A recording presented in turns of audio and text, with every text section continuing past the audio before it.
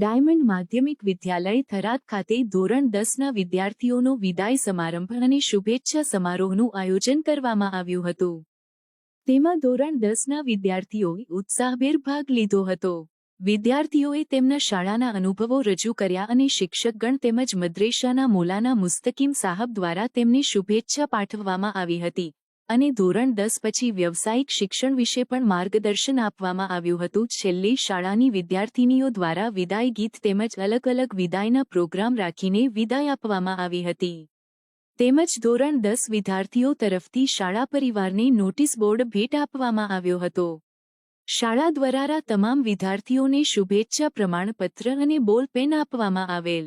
સમગ્ર કાર્યક્રમ સમારંભનું આયોજન શાળાના આચાર્ય સાહેબ શ્રી મકબૂલભાઈ પઠાણ અને મલેક દિવાનખાનના હસ્તક કરવામાં આવ્યો હતો. સવજીભાઈ બાજક દ્વારા આભાર વિધિ કરવામાં આવી.